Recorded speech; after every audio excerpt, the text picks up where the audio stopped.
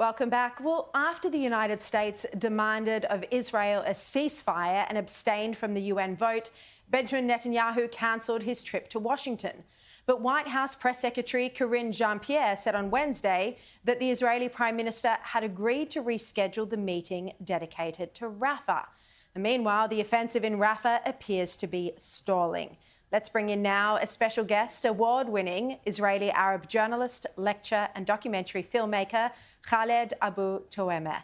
Welcome to this program and to Australia. Great to have you here. Thank you. Thank you for having me. Now, you know, a lot of people don't realise that actually 20% of the population in Israel are Israeli Arabs. They're not Jews. What's the Israeli Arab community's general reaction and consensus to Israel's war on Hamas? Well, it's not, I mean, the question is not how we respond to Israel's war on Hamas, it's how do we respond to the Hamas attack on Israel? And the vast majority of us, the Arabs inside Israel, are opposed to it. We've condemned it. We haven't engaged in any violence against Israel. We have spoken out against it on numerous occasions. Now, why are we opposed to it? Because no one can identify with such atrocities that happened on October 7th. It goes against our values, it goes against our religion. The vast majority of us, the Arabs inside Israel, are Muslim. This is not what Islam taught us. So for that reason, number one, we could not identify with such atrocities. And number two, many Arabs fell victim to that attack. 21 Arab Muslims were killed by Hamas on that day. 5 or 6 other Muslims were kidnapped by Hamas into Gaza, and some of them are still in Gaza. So being held hostage. Yes, being held hostage. And for that reason, we, the Arabs in Israel, have come out against it, we have condemned it, and we cannot accept something like this. And so you've condemned the attacks by Hamas. Does that then mean that you agree with Israel's war on Hamas in Gaza? We understand why Israel went to war. I mean, Israel has a right to defend itself. Israel has a right to respond to that attack, and Israel has a right to go and seek the release of the hostages. So we understand that, and our concern is the concern of many people over there, is for the civilians who are being killed in Gaza. We would like to see Israel avoid, such casualties. We have no problem if Israel wants to go after Hamas or after Islamic Jihad or after all these terrorists, but try to avoid harming the civilians. We also understand that it's very difficult to go to war in Gaza without harming civilians, because Gaza is a very small place. Hamas and Islamic Jihad are, first of all, they're not fighting in uniform.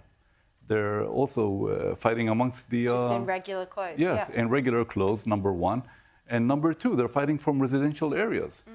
The death toll that's reported in Gaza is around 30,000 people. This is what we hear from the Hamas-run health ministry. Do you think that's accurate, that 30,000 civilians have been killed? It's very hard to tell. I mean, this is the only source for this is the Hamas-controlled Ministry of Health. Now, you don't have foreign journalists in Gaza. And I, as a journalist, I used to go to Gaza until 2007. I cannot go there anymore because Hamas seized control over Gaza. So there is no way of verifying these figures that we're hearing about. In terms of the sentiment among Palestinians, you specialise in Palestinian affairs. Do the majority of Palestinians, you think, still support Hamas?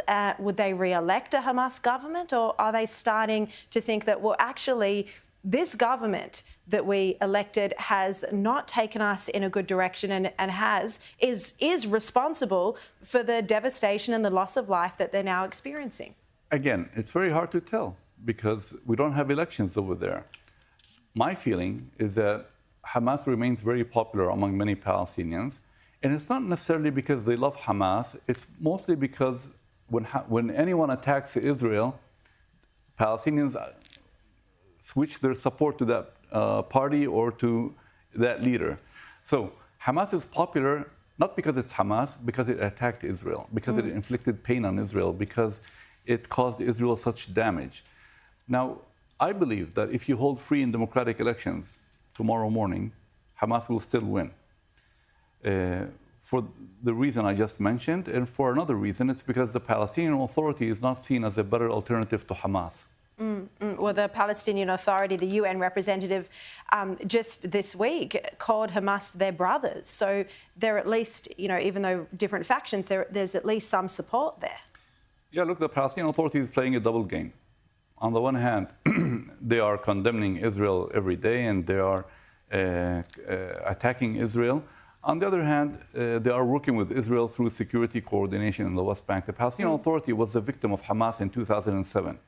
I was in Gaza back then, and I saw Hamas wake up in the morning and kill dozens of them, if not hundreds, and seize control over Gaza. The Palestinian Authority despises Hamas, and they are praying that Israel will finish the job and get rid of Hamas, but they cannot say that openly. Just very quickly before you go, do you think Hamas can truly be defeated if Israel doesn't go into Rafah? No, it's like asking a racer in the marathon to stop before the finish line. Hamas has many forces in Rafah. And if you don't go there, you haven't destroyed Hamas's military capabilities. And they will be celebrating victory. So I don't see how you can really end this war or achieve victory without destroying Hamas's military capabilities. But then there's another problem. You might destroy Hamas's military capabilities. How do you destroy Hamas's ideology? That's another issue. And that can be done only if you have brave leadership that will embark on a process of de-radicalization of Palestinian society. And the whole education system has to change, and the state-run television and everything. Khaled, very interesting to hear your perspective. Thank you for your time. Thank you very much.